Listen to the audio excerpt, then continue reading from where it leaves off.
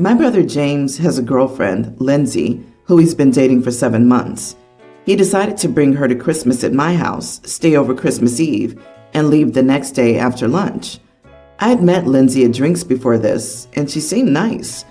When they arrived, Lindsay walked in, complimented my decorations, large tree in the foyer, and asked how much they cost.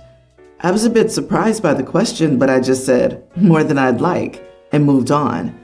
Throughout the evening, she asked several questions centered around money. She asked my husband how much he paid for our house, my stepdad how much money he made in his previous job, and how much my watch cost. She even Googled one of our art pieces to see how much it sold for and started talking about how crazy it is that we spent that much, which frankly was very uncomfortable. My stepdad pulled my brother aside and asked if there was a problem, but my brother just said it was normal for her to do that, but he did say he'd speak to her about it. On Christmas morning, we all gathered around to open presents, and thankfully, Lindsay didn't say anything untoward. So I figured James had spoken to her about her intrusive questions. However, at lunch we were talking about plans for January, and Lindsay said loudly that she didn't know how we could afford to do anything in January, as she added up the total we'd spent on gifts and then proudly proclaimed the total amount. The whole table went silent. And honestly, I was equally shocked and annoyed that someone could be so ignorant. I looked at Lindsay and said, "You're the world's most diligent gold digger. Seriously, would you like to be the family accountant since you're already tracking expenses?" Lindsay stuttered out an apology and tried to explain, but my stepdad just changed the conversation and we moved on. She was mercifully quiet for the rest of the dinner. After they left, my brother messaged me saying I'd really upset Lindsay and was out of line with what I said. I argued that he said he'd talked to her, and he clearly didn't. Not that someone should have needed guidance to know how crass her comments were. He's saying I owe both of them an apology, but I think Lindsay's behavior was disgraceful. My parents say Lindsay was wrong, but I probably should have said something in private, or they could have, and I should have said something in front of everyone. Am I the idiot? Not the idiot. She came into your house and started appraising your assets' net worth like you're about to go to auction. Are you sure she's not planning a New Year's Eve heist? Seriously though, your brother had the gall to ring you up and say you upset her when she's asking intrusive financial questions and itemizing your belongings. If I were you, she wouldn't be getting an invite back. She's a girlfriend of 7 months. This is her first Christmas with the family. The first. I may get away with this level of crassness with my mother-in-law of 6 years if it's clear that I'm joking, but come on, lady.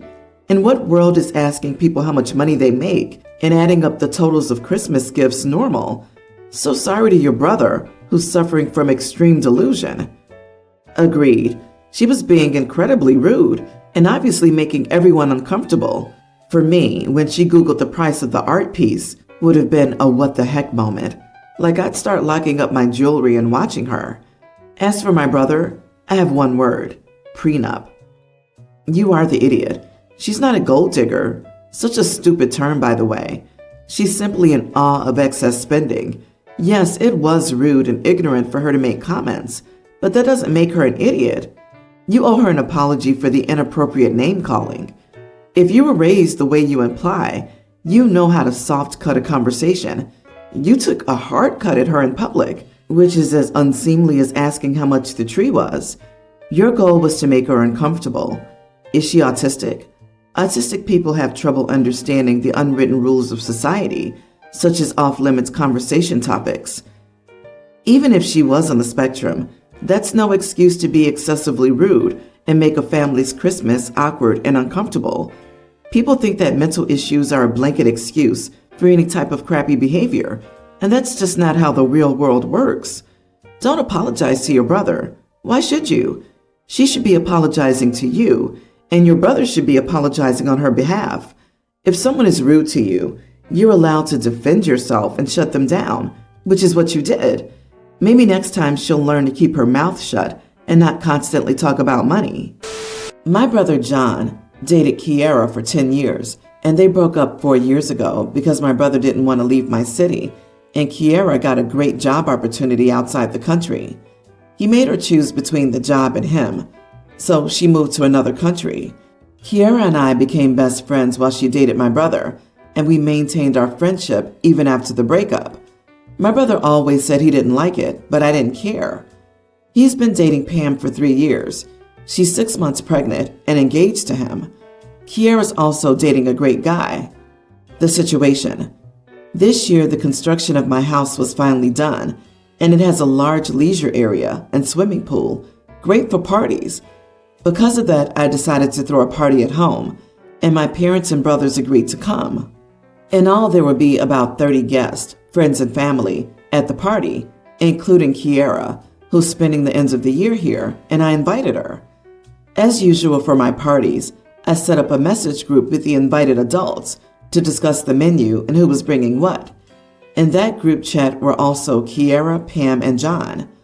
John called me asking if Kiara was in that group, and when I confirmed it, he started saying that it would be weird to have his ex at the party and that it would be better if she didn't go so as not to make the situation difficult. So I asked Kiara if she felt okay with them at the party, and she said, yes, why not? So I just replied, I want her there so she stays. This caused a stir, and even Pam called me, saying that it would be too awkward for Kiara to go and that she wouldn't want to go through more stress while pregnant, basically begging me to uninvite Kiara. I was already fed up and replied, look, grow up. The relationship ended years ago, and she's my best friend. Unfortunately, who's also John's ex. But it is my party, and I won't stop inviting my friends because you don't want to. If you don't want to go, that's fine. I won't be upset. Feel free. It didn't help the situation much because now they're accusing me of choosing to create an awkward situation instead of having a peaceful family time. My parents asked me to give up the idea of having peace that day, but no one offered the house for the event. I understand being an ex and being annoyed, but it's still my party, and Kiara came to the country to see friends. Am I the idiot? Everyone's the idiot here. I get it's your house and you can invite whoever you want, but why won't you just give your brother the heads up or ask how he feels about it? I guess that you aren't very close to your brother. As for Kiara, she isn't visiting to come to your party. You could see her another time. But that ship has sailed. You've already invited everyone, and you shouldn't have to uninvite your friend for your brother. So you suck for pushing your bro to be around his ex with his new partner. That's super awkward. And he told you it was awkward in the past. And he sucks because he shouldn't go instead of trying to get you to uninvite someone. Not the idiot. Your house, your guest list. And it's not unreasonable to expect everyone to adult up and adjust to the new order. Why is your brother still getting the collie wobbles at the mere mention of Kiara? Grow up, dude. You're married and you have a baby on the way. Kiara isn't holding you hostage to the past. You are. He's afraid Pam and Kiara are going to compare notes. He made her choose between the job and him is, I guess, probably technically true, but a very, very strange way to phrase things. Most people would not be willing to move to another country for their girlfriend or boyfriend, even spouse's job. I guess there's more to the story. My girlfriend, 22, and I, 25 male, have been together for almost 6 months. As she lives across the country from her parents and couldn't do the travel this year, she was invited to come to my family Christmas instead. She had met my parents, but it was her first time meeting most of my extended family.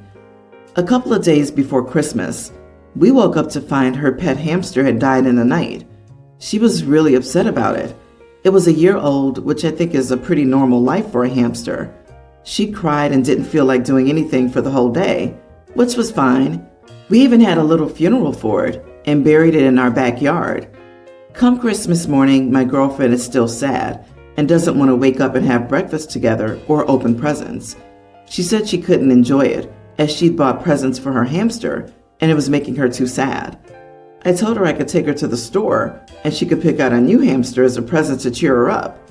She got extremely upset at this suggestion and started bawling, telling me that I was being heartless. It wasn't something she could just replace. I started to get angry because at this point, it had been 2 full days of this, and it felt a little bit performative. Finally, I left her alone so I could cool off. At about 1, I went back to check on her, and she was just lying in bed on her phone. I told her she needed to start getting ready as we had to leave the house by 2 for Christmas dinner. I saw she was watching hamster TikTok, and I told her this was only making her more upset, and she needed to get up right now, or she would make us late and embarrass us. She started shouting at me and said she wasn't coming to Christmas, that I shouldn't expect her to come when her pet had just died, and that I was being emotionally unavailable. I said my whole family was expecting to meet her. They had bought gifts for her. She said they'd all understand that she was just too upset to deal with everything. She claimed she would make a bad impression if she came, because she was just too miserable. I told her she was being utterly ridiculous. I know she's sad, but my family isn't going to take a hamster dying as a serious reason to miss the biggest holiday of the year. I said she needed to get ready to go, and there would be no further discussion. She ended up coming, but we were late. I thought everything went fine. Afterward, my mother sent me a message saying my girlfriend didn't seem like herself and asking if everything was all right. My girlfriend saw the message and lost it at me again, saying this was exactly what she was worried about, and now my whole family would hate her. I'm really at a loss for what to do at this point.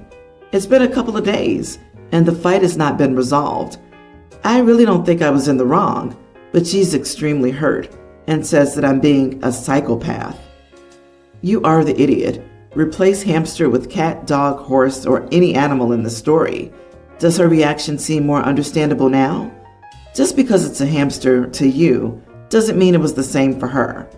I don't know why you were so concerned with parents meeting her, because I doubt she'll be your girlfriend much longer.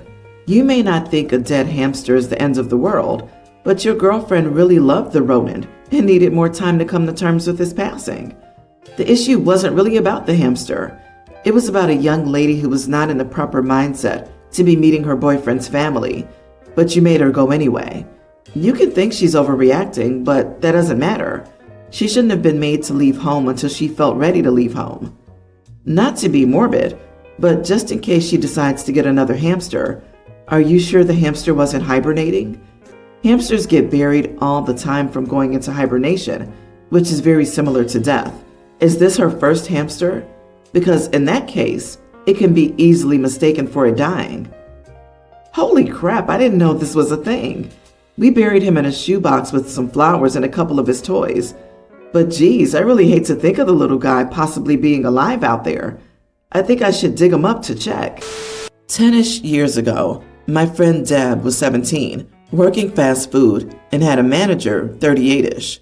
As soon as she turned 18, he started dating her, and 2 months later he proposed to her.